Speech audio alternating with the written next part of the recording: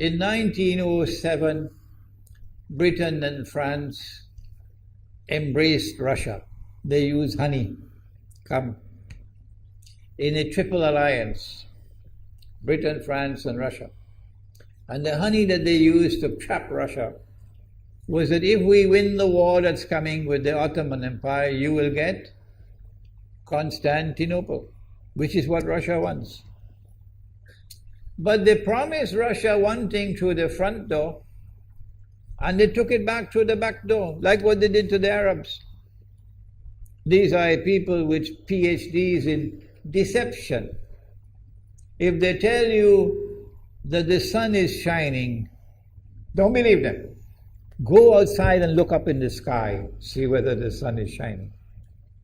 When the Russian army had fought in the First World War and had suffered the most losses, the brunt of the kill were Russians, and they were now winning the war, and the Ottoman Empire was collapsing, and the Russian army is only an arm's length away from Constantinople.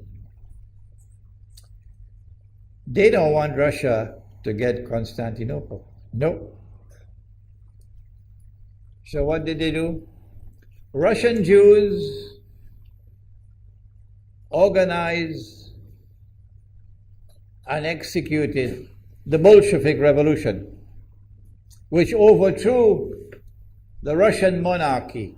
They killed the Tsar and the whole family, overthrew the government, and took Russia out of the war. So the Russian army had to stop in its tracks and could not go to Constantinople. In other words, the Russian Jews stabbed Russia in the back. They did more than that. They brought communism. Communism is not Russian. These dum-dums don't understand. Communism was created to destroy Russia. Why don't these dum-dums understand it? Communism is not Russian. Communism was created to destroy Russia, to destroy the Russian Orthodox Church. So they brought communism in the Soviet Union. And for the next 60, 70 years, this Zionist-created entity called the Soviet Union waged war on religion, waged war on the Russian Orthodox Church, killed the priests, closed down the monasteries and churches and so on. 60, 70 years. And then, when the appropriate time came and Israel came into being, it is this same Soviet Union which opened the doors for millions of Russian Jews to now migrate to Israel. If you go to Israel today, you might believe you're in Russia. So many people speaking Russian. These are the Russian Jews. And then the Soviet Union, 6 years after Israel came into being, did something strange and mysterious. Crimea is Russian territory. Crimea is a part of Russia. The Soviet Union decided to give Crimea as a gift to Ukraine. Why did they do that? The historians don't tell you. So let Imran tell you. They gave Crimea to Ukraine in order to stab Russia in the back one more time. Because if Russia loses Crimea, it will enhance Israel's security. The Russian Navy is based in Crimea, and there is a straight line from Crimea to Constantinople. To get out of the Black Sea and to get into the Mediterranean Sea, you got to pass through the Bosphorus. And the city of Constantinople is located right there on the Bosphorus. So they gave Crimea as a gift to Ukraine. They never bothered to consult the people of Crimea and get their consent. No. They never bothered to seek the permission of the Russian people. No. But Washington doesn't want to hear that.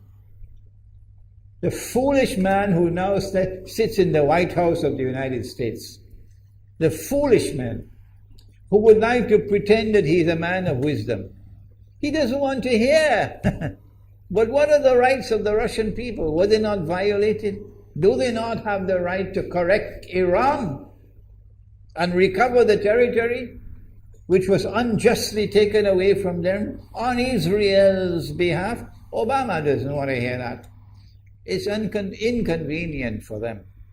But in this masjid, we will expose whether it's convenient to you or not. They did more than that. Not only did they give Crimea to Ukraine, but earlier on they gave eastern Ukraine. Eastern, part of the now eastern Ukraine was Russian. It was Russian. And the Soviet Union gave it as a gift to Ukraine. Why is it being given to Ukraine? Answer is that when the proper moment comes, the same people who brought the Soviet Union into being now have a method by which they can cause it to collapse. The method that they're using now in Venezuela, popular demonstrations, they did it in Egypt, they did it in Tunisia. They are masters of that. They did it with the Soviet Union. I used to think that the Soviet Union collapsed because of Allah's kindness. But I was wrong. No, it was the Zionists who brought down the Soviet Union because they didn't need it anymore. Like tomorrow they wouldn't need you anymore, Saudi Arabia. And they wouldn't need you anymore, Islamabad. When will you understand that? They'll just throw you to the dogs. You served them long enough. So they brought down the Soviet Union. Why? So that Ukraine might emerge as an independent state. That's danger for Russia. They've prepared the way. And now Ukraine emerges as an independent state. So the rope is around Russia's neck now. And from that day, when the Soviet Union collapsed, until yesterday, the relationship between Russia and Ukraine was always problematic. But the people of Ukraine still had the good sense and wisdom to appoint a government that was pro-Russian. The Zionists decided it's time for us to use our, the street demonstrations. And last October, November, December, the world witnessed Caracas all over again. And eventually, the Zionists got what they wanted. You have the money, and you can send in your special people, snipers who will kill, and so on, throw petrol bombs and so on. And eventually they got what they wanted. They created enough havoc. May Allah protect Malaysia from that. Ameen. Ameen. And the president of Ukraine fled. He's a democratically elected according to your method, Mr. Obama, according to your system. He's a legally elected president of Ukraine. And he had to flee. And these hypocrites in Washington and London and Paris who would like us to believe that they are honorable men. They are not. Instead of standing on the side of the legally appointed president and demanding the rule of law, they all showed their colors as hypocrites in immediately recognizing the new government in Ukraine. The new government in Ukraine is anti-Russian. That's what they wanted. That's why they brought down the Soviet Union, to bring in a Ukraine into being as independent state, and then to eventually get an anti-Russian government in Ukraine.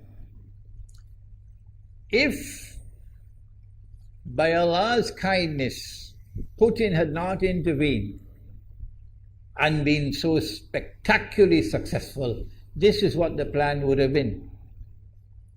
The new government in Ukraine would have joined NATO, and Russia could not stop it. And when the new government in Ukraine joined NATO, NATO will then send its armed forces into Ukraine. It could include nuclear weapons. Then Ukraine will pick a fight with Russia and decide that Russia must now vacate Crimea. Shut down your naval base. The rope is now tightened around your neck. Russia has to put its tail between its legs and withdraw its fleet, Black Sea Fleet, from Crimea. Russia is no longer a naval power. Crick crack, you finish. And Israel will celebrate. That was the master plan.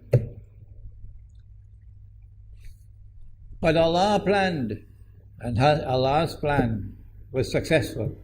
And it is time for the Muslim world to recognize and to see, I cannot influence governments, so what can I do? Don't bother, you waste your time with governments. But the people can understand that this was Allah's plan. They planned, the enemy planned for so long, and at the last moment Allah intervened. And Putin was able to get the people of Crimea to vote in a referendum. And they voted 90-something% in favor of returning to Russia. They were a part of Russia, and they want to return to Russia. So Putin was successful in delivering to the Zionist movement the first defeat it has ever suffered, significant defeat in the more than 100 years since the Zionist movement was established. If that is not a sign from Allah, it's time for you to wake up. Putin is now succeeding in eastern Ukraine as well, because they're barking like dogs in Washington and London and Paris. Barking. It is Russia which is doing it. It is Russia which is doing it in eastern Ukraine. Oh, but when the Ukrainian government send the Ukrainian armed forces into eastern Ukraine, they don't want to fight. They say, we will not fight our own people. They refuse to fight. So the only way that the government of Ukraine could now stamp down the insurrection, the popular resistance in eastern Ukraine, is by calling on Washington, come and send your Marines. And then what will Putin do? The Russian armed forces are amassed on the Ukrainian border. So the Ukrainian soldiers are refusing to fight their own people for two reasons. Number one, why should we do your dirty work for you? We're not going to fight our own people. That's not what soldiers are for. And number two, if we make the mistake of using guns on these Russian-speaking Ukrainians, what will the Russian army do to us tomorrow? And they have already said, Putin has already said, we are going to intervene to defend our people. He's already said it plainly. The writing is on the wall. Putin has won a victory in Crimea. Whether governments like it or not, whether governments vote this way or that way, is now irrelevant, because we all know that they have to vote where the butter is. Putin is on his road to a second victory in Ukraine. And they can't take defeat after defeat. So the writing is on the wall. Exactly as Nabi Muhammad alayhi salatu wasalam has said, that we're now moving towards the malhama. How long would it take? I don't know, and you don't know. But the malhama is coming.